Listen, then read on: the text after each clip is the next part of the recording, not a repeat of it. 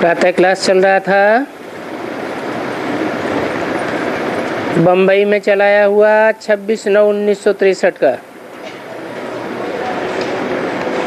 5वें पेज के मध्याह्न में बात चल रही थी। ये देवी देवता धर्म प्रायः लोप है। उसकी निशानी है देवताओं के चित्र। गीता भी मनुष्यों ने बनाई है परंतु भूल कर दी है,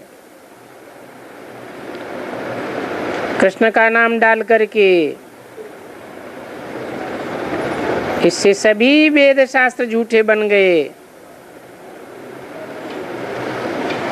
तो समझाते हैं बरोबर ब्रह्मा के मुख कमल से परमपिता परमात्मा आकर सभी वेदों ग्रंथों शास्त्रों का सार समझाते हैं। उसमें सबसे पहले आ जाती है सर्वशास्त्र में शिरोमणि गीता। तो वो शिरोमणि गीता पहले नंबर में हुई।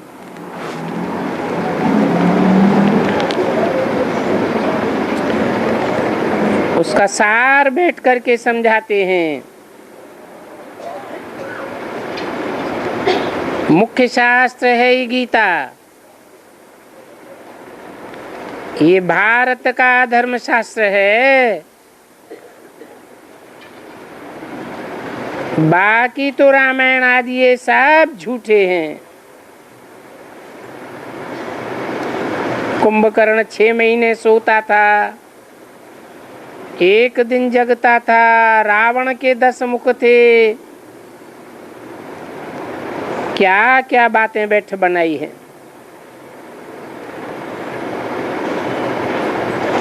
फिर वेद उपनिषद आदि वगैरह जो भी बनाए हैं उनमें भी ये संसार की बातें हैं। कोई स्वर्ग में ले जाने वाली या मुक्ति जीवन मुक्ति देने वाली बातें नहीं है। वो सब बातें भक्ति के काम में आती हैं। वेद पढ़ो, ग्रंथ पढ़ो, धंधा करो, दुकान निकालो। अब जो जितना बड़ा धंधा सिखलाते हैं वो उतना ही जास्ती पैसा कमाते हैं। और कमाते कमाते मिला क्या? भला क्या हुआ? वो भी तमो प्रधान बन गए, दुखी भी बने, खुद भी दुखी बने और सबको दुखी बनाया। सबको नरकवासी बनाया, खुद भी बने और औरों को भी बनाया। क्योंकि दुनिया जो सतो प्रधान थी वो तमो प्रधान तो बननी है। तो बाप बैठ करके समझाते रहते हैं। तुमको ये जजमेंट आती है कि बरोबर सभी नरकवासी हैं। और ये भी तो चित्रों में लिखा हुआ है। ये सारा है नरक और वो है स्वर्ग। जरूर नरक के बाद स्वर्ग स्थापन होगा। और इसको नरक तो जरूर कहेंगे। कहते हैं तुम्हारा बाप कहाँ गया? बोलेंगे स्वर्गवासी हुआ। तो जरूर नरक में था ना। तो तुम बाद में ये क्यों कहते हो ये नरक नहीं है? ये दुनिया तो जैसे स्वर्ग बन गई है। आज कोई से भी पूछो, जाओ राधा कृष्ण से पूछो, प्रेसिडेंट से पूछो, ये नरक है या स्वर्ग है? अगर स्वर्ग है, फिर जब कोई मरता है तो तुम क्यों कहते हो स्वर्गवासी हुआ? जरूर नरकवासी था ना। पुनर्जन्म तो जरूर यहाँ नरक में ही लेंगे, फिर तुम क्यों कहते हो स्वर्गवासी हुआ? तो तुम बच्चों को अकल चाहिए पूछने करने की। जो सर्विस पर तत्पर होंगे वो ही पूछेंगे। बाकी तो यहाँ बहुत बच्चे आते हैं।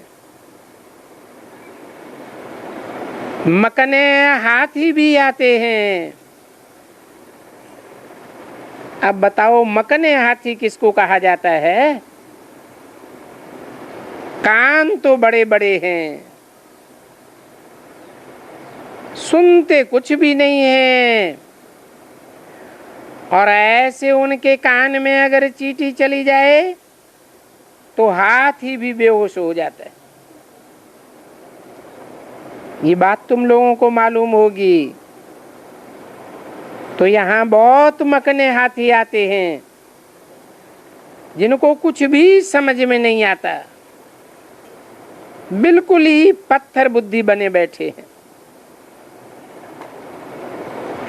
तो यहाँ पारस बुद्धि बनने वाले आज नहीं तो कल बन ही जावेंगे, परंतु पारस बुद्धि तब बने जबकि ये ज्ञान सुन करके फिर औरों को सुनावे। नहीं तो पत्थर बुद्धि के पत्थर बुद्धि ही रह जाते हैं। हाँ, ये जरूर होता है कि अविनाशी ज्ञान का विनाश नहीं होता है, अर्थात जो भी सुनेंगे वो स्वर्ग में जरूर आ जाएंगे, ये तो जरूर है। बच्चों को प्रजा भी तो बनना चाहिए, नहीं तो प्रजा कहाँ से आएगी? तो ऐसे ही फिर प्रजा में आ जाते हैं। बाबा बैठे हैं,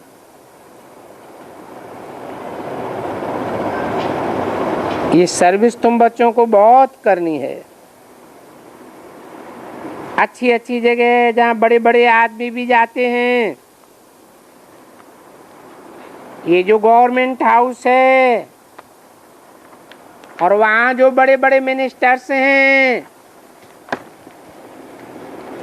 हेल्थ मिनिस्टर है, फलाना मिनिस्टर है, उन सब को भेज देना। 26/9/63 की वाणी का 6ठा पेज।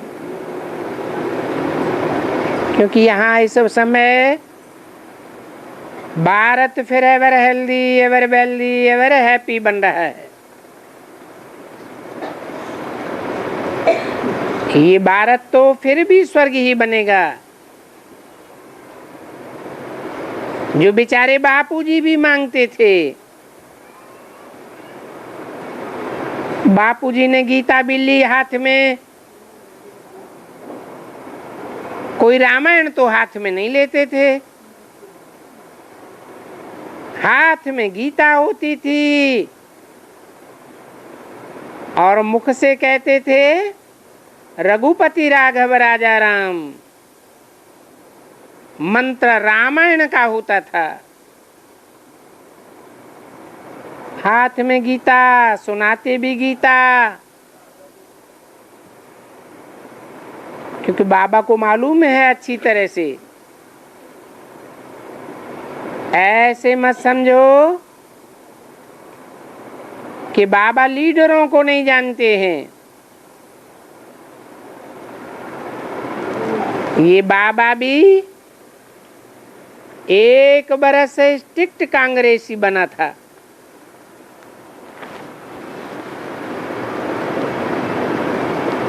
बोलता था वो नहीं खाना, ये नहीं खाना,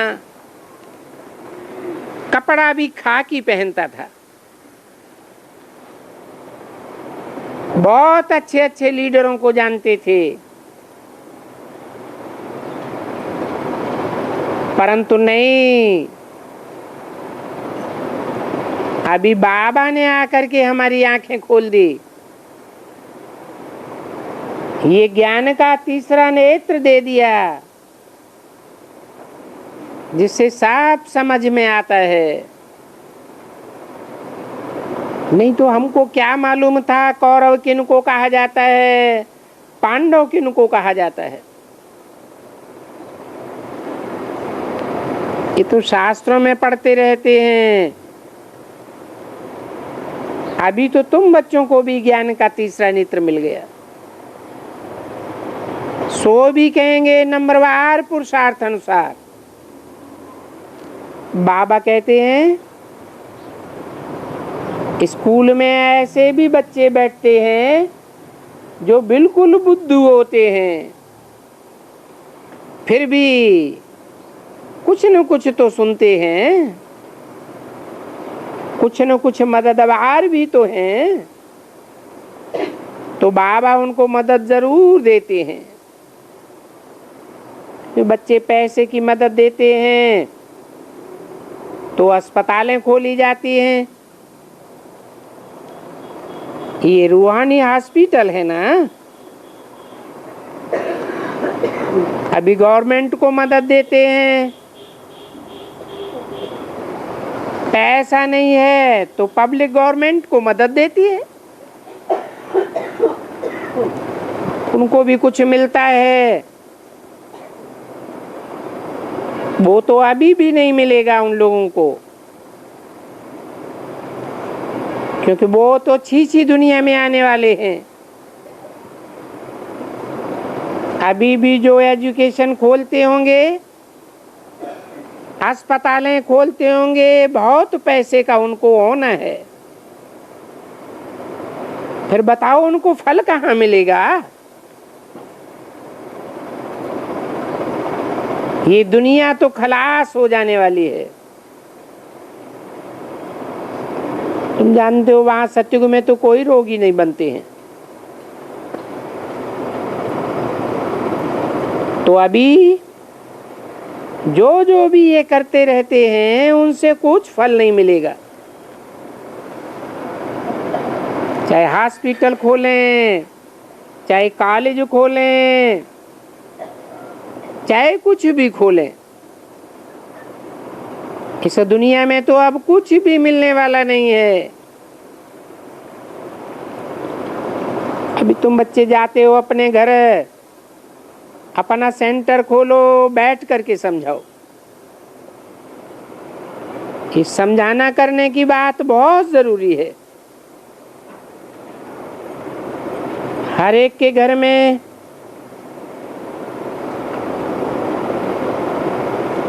चित्र होने चाहिए। बाबा इनको बनाएगा, बहुत फर्स्ट क्लास बनेगा। फिर तुम बापूजी को भी यहाँ ले आएंगे। जरूर वो बापूजी होगा तो इसी दुनिया में ना। ऐसे तो कोई नहीं कहेंगे कि वो वानप्रस्थ में चला गया या बैकुंठ में चला गया। हाँ, बैकुंठ मांगता जरूर था, नई दुनिया में आना चाहता था, परंतु वो भी अभी नहीं आएगा। वो नई दुनिया अभी स्थापन कहाँ हुई है। जरूर यही इसी दुनिया में होगा। तो ये तो समझने की बातें हैं। हम लोग पूछते हैं, कभी कभी तो बोलता है। हाँ, बाबा कहते हैं राजकोट की तरफ इनका जन्म हुआ है।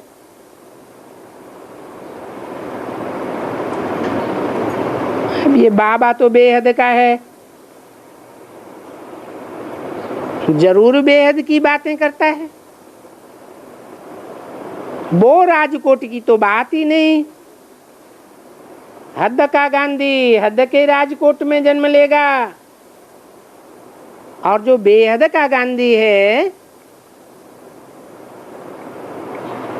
वो कहाँ जन्म लेता होगा? बेहद का गांधी कौन है? कहेंगे जैसे वो गांधी राम राज्य चाहता था परंतु राम राज्य स्थापन नहीं कर सका और ही रावण राज्य हो गया। ऐसे ही ब्रह्मा बाबा भी क्या चाहते थे? मैं कृष्ण बनूंगा, स्वर्ग में आऊंगा, परंतु ऐसे ही छड़ी छोड़ दिया। स्वर्ग तो आया ही नहीं। उनके लिए कहा कि बेहद के राजकोट की तरफ जन्म लिया है। कोट किला को कहा जाता है, ये राजाओं के संगठन का किला है जिसे रुद्रमाला कहा जाता है। इस संगठन में जाकर के बेहद के गांधी ब्रह्मा की आत्मा भी जन्म लेती है। अभी जाकर देखेंगे तो बच्चे देखेंगे, वो गांधी थोड़े ही देखेगा। पूछ रहे हैं कभी कभी बाबा कहाँ है, कहाँ गया, तो बाबा बता देते हैं फलानी जगह में गया है। उन्होंने मेहनत की है तो जरूर गांधी अच्छे घर में गया होगा। साहूकार घर में गया। हद का गांधी हद के साहूकार में गया। बेहद का गांधी जो बेहद का साहूकार है, जिसके लिए गायन है राम राजा राम प्रजा राम साहूकार, उस ज्ञान रत्नों के साहूकार के घर में जाकर जन्म लिया। और नहीं तो कहाँ जाएंगे? ये बातें समझी ना कि बाबा क्या बोलते हैं। तो कहते हैं सर्विस करो, एक भी पैसा बर्बाद नहीं होना चाहिए। विलायत में भेजो, हांगकांग में भेजो, जो जो भेज सकते हैं अपने मित्र संबंधियों को भेजो। वहां सब एसोसिएशन को बांधते हैं। जहां जहां भी हो, सिंधी हो, विलायत में भी किसी को भेज देना है तो भेज दियो। इंग्लिश में आएगा, अभी आज आ जाएगी, पार्टी लेट हो गई है। और यह तो दशहरा भी 2 हो गए। ऐसे कभी हुआ नहीं है कि 2 दिन दशहरा हो जाए। ये कौरव गवर्नमेंट प्रजा में अंधेर नगरी है, चौपट राजा है। जहाँ कहते हैं टके शेर बाजी, टके शेर खा जाए। अभी दुनिया में ऐसे बात होती जाती है। कहते हैं कि जब महाभारत लड़ाई लगी थी तब भी ये बात हुई थी। अभी भी बहुत कहते रहते हैं। आगे भी जब विनाश होता था तब ऐसे कहते थे। अभी लड़ाई तो होने वाली है,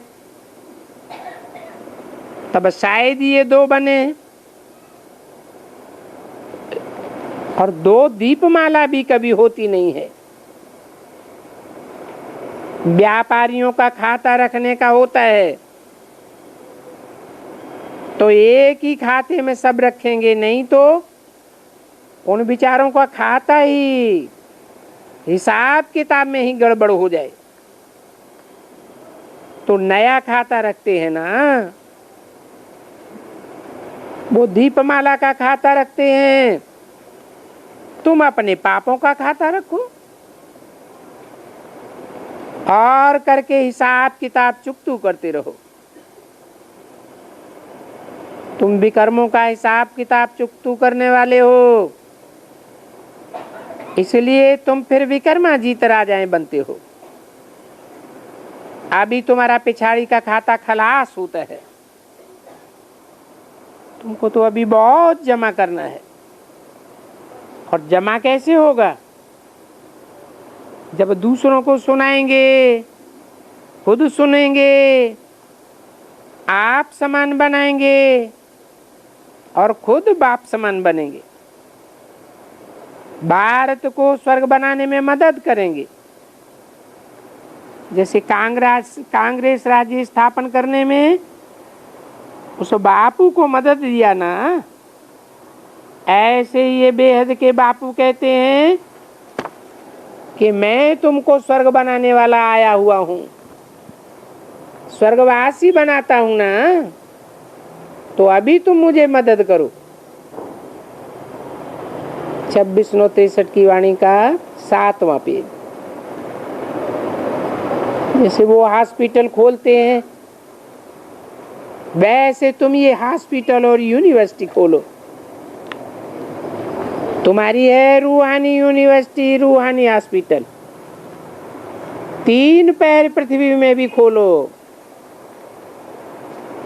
3 पैर पृथ्वी में तुम मनुष्य को 21 जन्म का सुख दे सकते हो।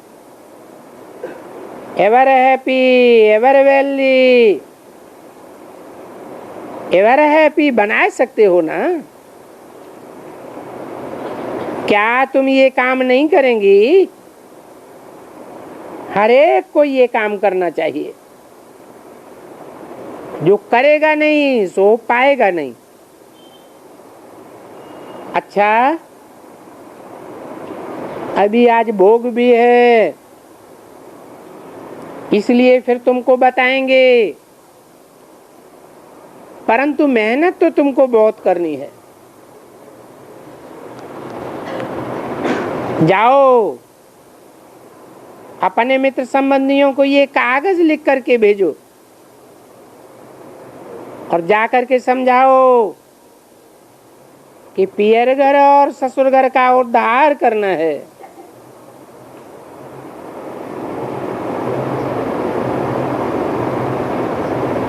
हद की दुनिया में भी पियर घर और ससुर घर होता है ना, तो ये तुम्हारी ब्राह्मणों की बेहद की दुनिया है। ब्रह्मा का है पियर घर और विष्णु का है ससुर घर। दोनों कुल का उद्धार करना है। जाओ, लज्जा नहीं करो। किसके लिए बोला? जो विजयमाला में आने वाली हैं उनके लिए बोला। जरूर उनका काम है, ब्रह्मा का भी नाम बाला करेंगी और रुद्रमाला का भी नाम बाला करेंगी। इसलिए बोला कि लज्जा नहीं करो। जो ससुर घर को छोड़ा भी है, जाओ उस ससुर घर में।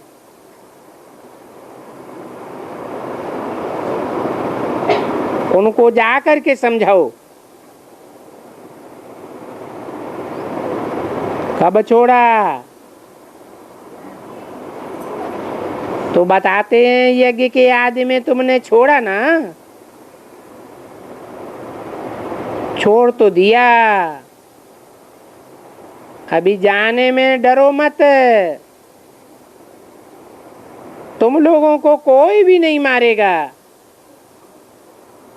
और ही आवाहन करेंगे। अच्छा, जाओ बच्ची, भोग लेकर आओ। कोई सर्विस करते हैं और ये बड़े जो भी भला है उन सब के पास चले जाओ। उन लोगों को टाइम तो बहुत होता है, वो बेच भी सकते हैं।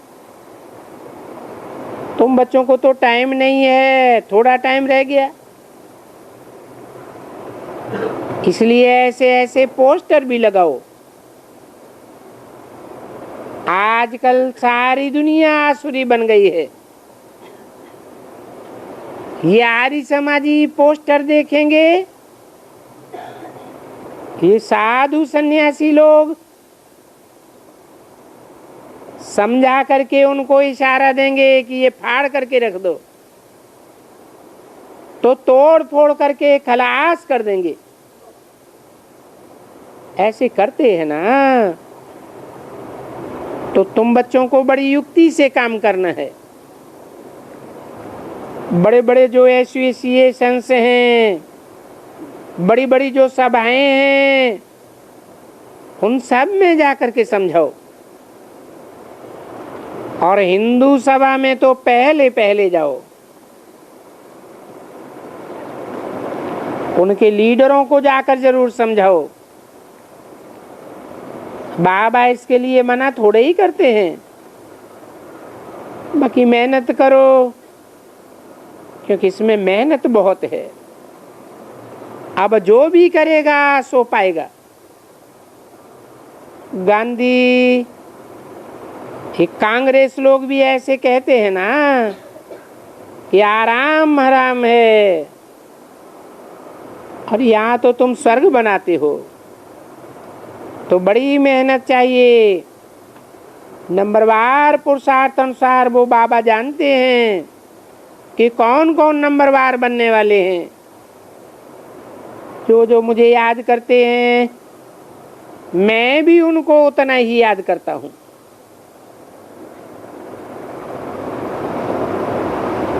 और वो तो ये ला है कि दिल को दिल से राहत होती है।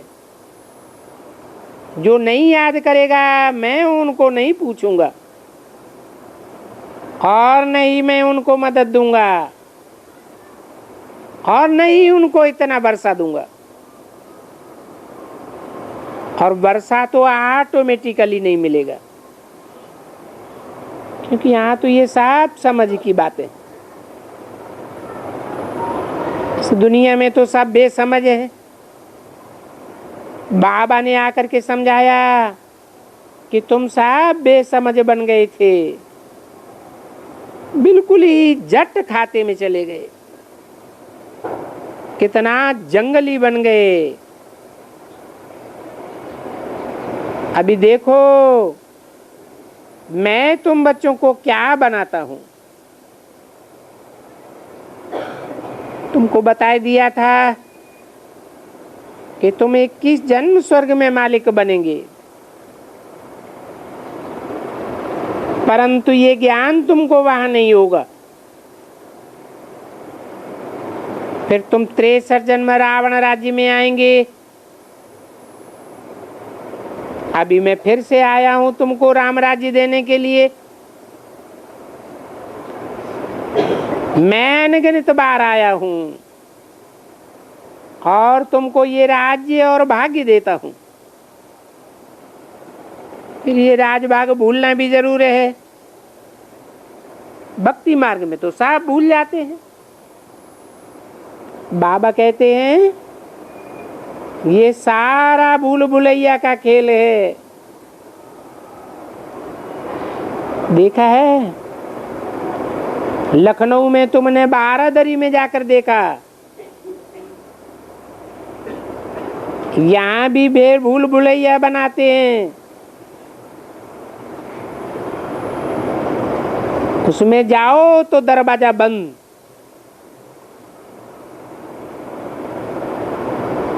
टकराए और माथा फट गया।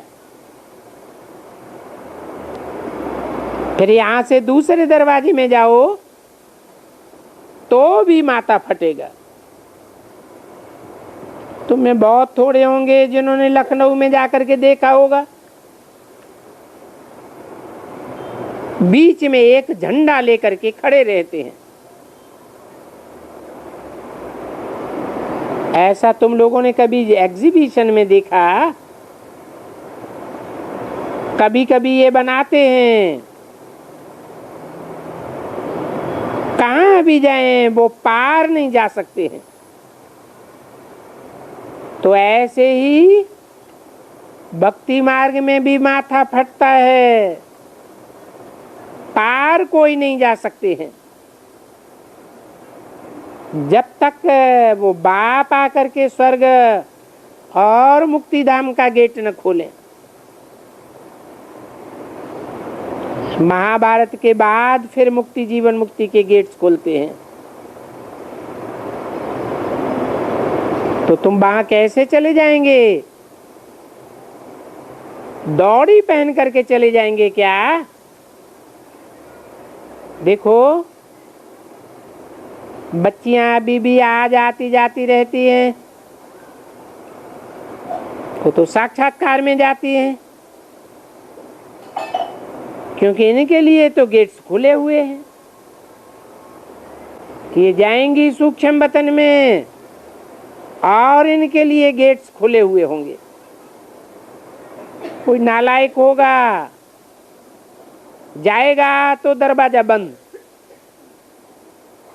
तो बाबा कहेंगे ये लायक नहीं है,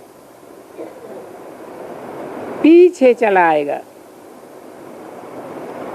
तो ये कायदा भी है ना। फिर वहां जाएंगे, फिर ऐश करेंगे कि वहां बैकुंठ में जाए ना। फिर बैकुंठ में भी चले जाएं, गेट तो खुले हुए, खुले गेट होते हैं तब तो जाते हैं ना। परंतु ये सब साक्षात्कार की बातें हैं। अच्छा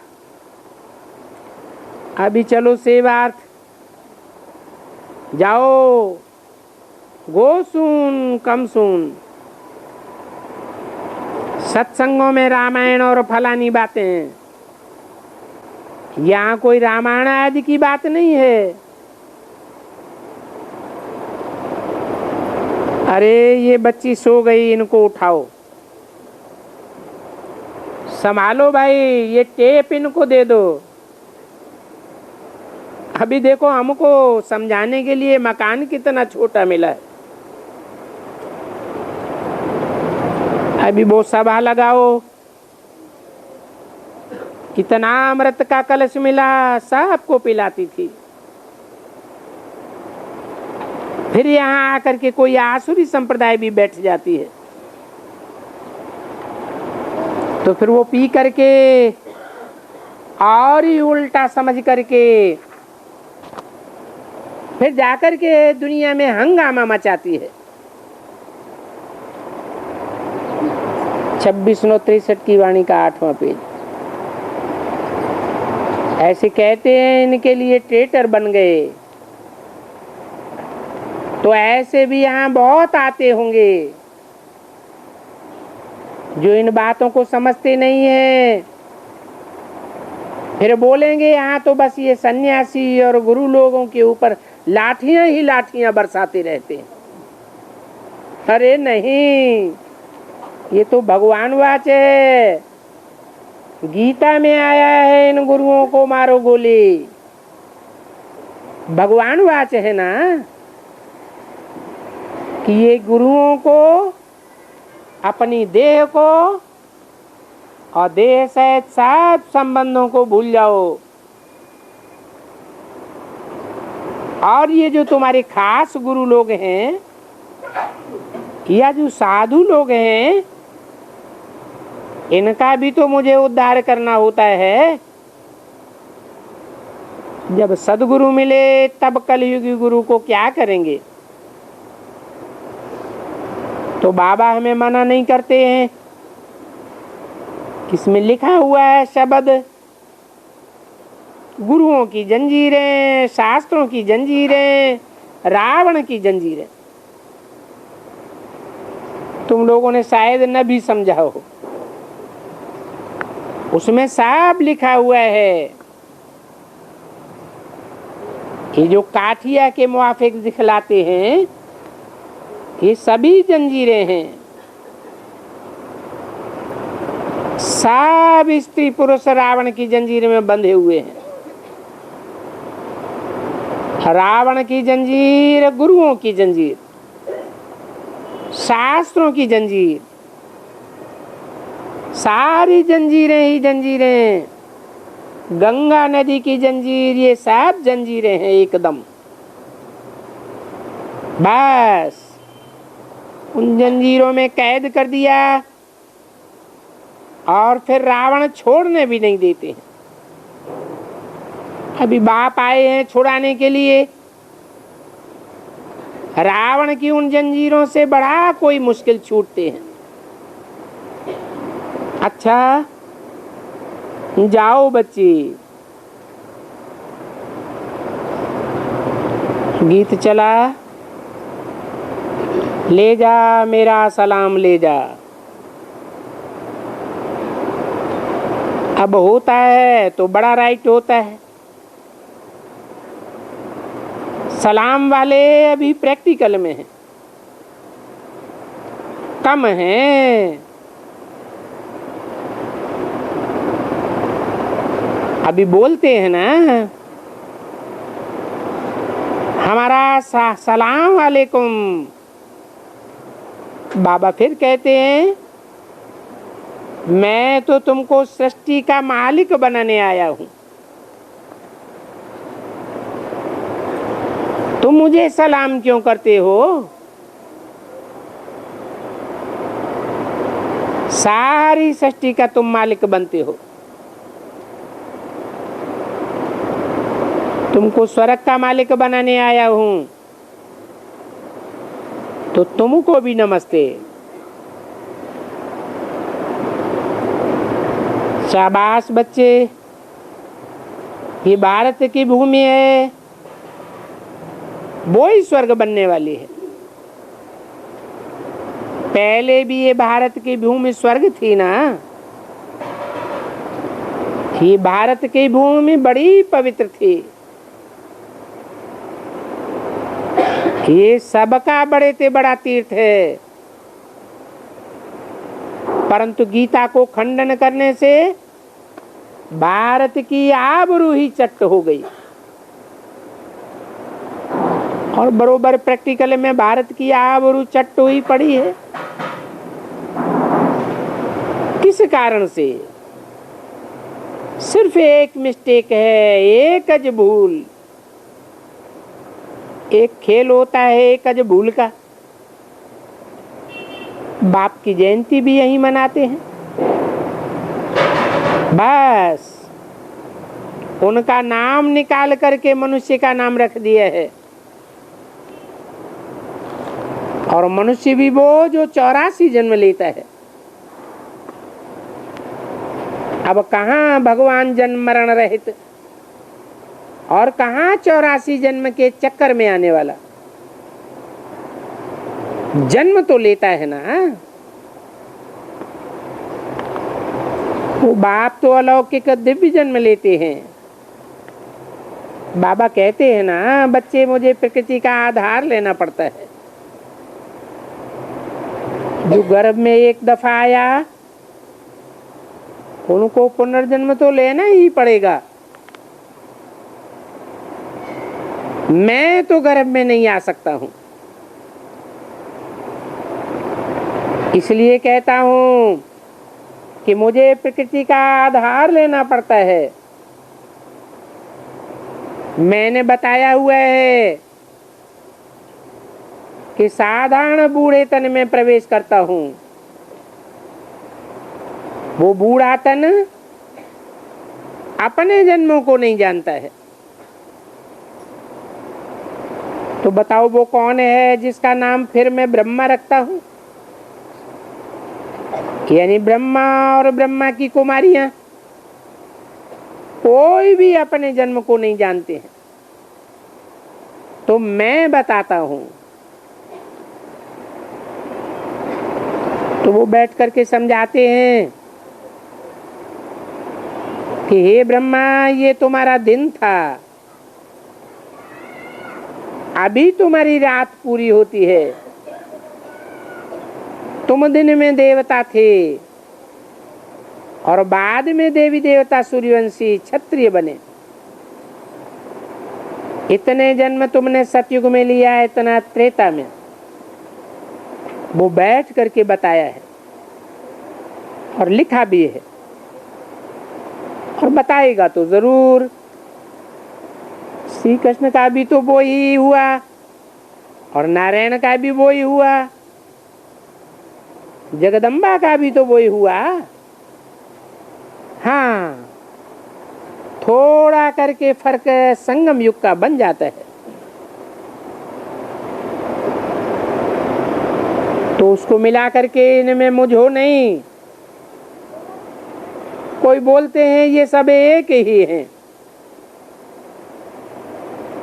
84 के बदले में 21 किसको देवें, 20 जन्म किसको देवें। अरे इसमें मुझने की दरकार नहीं है, तुमको जरूर 84 जन्मों का हिसाब मिल जाता है। अभी जानते हो कि 84 लाख का जो घोटाला था वो तो निकाल दिया, तो बाप सब बातें समझाते हैं। बाकी तो कभी कोई फालतू प्रश्न पूछे तो उनको बोलो पहले शिव बाबा को बताओ तुम शिव बाबा के बच्चे हो या नहीं हो। वो परमपिता परमात्मा है या नहीं है। अगर वो है तो बेहद का सुख का वर्षा उन्हीं का है। बस तो मनमना भव हो जाओ, मध्याजी भव। दूसरी बात डिटेल में समझाया तो भले समझाओ, पर ये बात भूलो नहीं कि वो हमारा बाबा है और वो एक ही बाबा है जिसकी स्वर्ग रचना है। बाकी कोई भी धर्म पिताएं नहीं है जो स्वर्ग रचते हों। तो बुद्धि में रहना चाहिए, मैं बाबा के पास जाऊंगा, बाबा स्वर्ग का वर्षा देंगे। फिर बाबा भी तो यहाँ है ना, श्रीमत दे रही हैं, उस मत पर मुझे जरूर चलना है। तो बाबा की मत पर चलते रहो और बाबा को याद करते रहो। शिव बाबा को याद करो, वर्षे को याद करो, बाबा की मत पर चल करके विकारों को जीतो।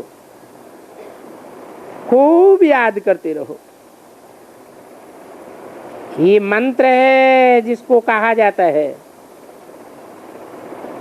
ये सब समझने की बातें हैं, क्योंकि सिर्फ मंत्र से तो काम नहीं चलेगा। गुरुओं से मंत्र तो सबको बहुत मिलता है। यहाँ तुमको याद करना है, कोई मंत्र आदि मुख से बोलने की बात नहीं है। बाबा कहते हैं जितनी याद कर सको उतना अच्छा। तो वो जो पुतला भी हम देंगे या अंगूठी भी देंगे तो भी तो याद करने के लिए ही देंगे ना। इसलिए इन सभी यादगार की चीजों को बिल्कुल ही कोई दरकार नहीं रहती है, क्योंकि ये तो बुद्धि का सारा ज्ञान है। तुम्हारी सारी यात्रा बुद्धि की है, जिस्मानी यात्रा तो नहीं है, रूहानी यात्रा है। तुम्हारी यात्रा का पंडा सिवाय एक बेहद के बाप के कोई भी नहीं हो सकता। 2663 की वाणी का 9वां पेज। इसलिए कोई भी मुक्ति जीवन मुक्ति नहीं दे सकता। अभी बच्चों को कितने एक्सप्लेनेशन मिलते हैं अंडर दी सर्कमस्टांसेस, जबकि हमको भगवान के पास जाना है तो भगवान पंडा हमें जरूर चाहिए। तो अभी भगवान पंडा बन करके आते हैं, जिस भगवान को गाइड कहा जाता है। और कोई भी मुक्ति, जीवन मुक्ति का रास्ता जानते ही नहीं है। क्यों नहीं जानते हैं? क्योंकि और सब जन्म मरण के चक्र में आते रहते हैं। सिवाय एक बाप के कोई गाइड नहीं बन सकता। वो बाप बोलते हैं, मैं तुम बच्चों का गाइड बन करके आता हूं। कोई एक बात नहीं है। मैं कल्प कल्प तुम भारतवासी जो देवता धर्म वाले हो उनको आ करके गाइड करता हूं, रास्ता बताने के लिए साथ में जाता हूं। जैसे वो अनेक जिस्मानी पंडित साथ में जाते हैं ना, वैसे हम तो अकेला हूं और फिर साथ में ये भी बनते हैं, परंतु हम सब साथ में चले जाते हैं। कहाँ चले जाते हैं? ब्रह्मांड में, ब्रह्म महत्त्व में, जिसमें अंडे मिसल आत्माएं रहती हैं। ये याद कर लो अच्छी तरह से। सुनाते भी हैं। एक था, उसने जिन्न को नौकर लगाया। जिन्न ने कहा, अगर तुम मुझे काम नहीं दोगे तो मैं तुमको खा जाऊंगा। काम करके आया, फिर बोला काम दो। बोला आगे से जल्दी जल्दी काम नहीं दूंगा, अगर नहीं देंगे तो मैं तुमको खा जाऊंगा। बेचारा गया कोई उस्ताद के पास, बोला अरे उस्ताद ये तो हमको सच्चम खा जाएगा, अभी हम इसको क्या काम दें, इतना तो काम हमारे पास है ही नहीं। बोला उस्ताद बोला अच्छा हम तुमको बताएं, एक सीढ़ी लगाए दो और उसको बोलो इस पर चढ़ो और उतरो, तो उनको काम दे दिया। बेचारा छूट गया। तो बाबा कहते हैं मैं तुम बच्चों को बहुत अच्छा काम देता हूं। क्या? बाबा की याद में रहो, सीढ़ी चढ़ो और माया के पंजे में फंसो और सीढ़ी उतरो। कितना अच्छा तुमको रोज का काम दे, तुम साफ जिन्नात हो। अच्छा बाबा को याद करो। बाबा यहाँ भी आते हैं, वहां भी आते हैं। तुम्हारी बुद्धि कभी यहाँ जानी चाहिए, क्योंकि अभी बाबा यहाँ सुना रहे हैं, फिर तुम्हारी बुद्धि वहां जानी चाहिए, क्योंकि वहां परमधाम से बाबा इसमें आया है।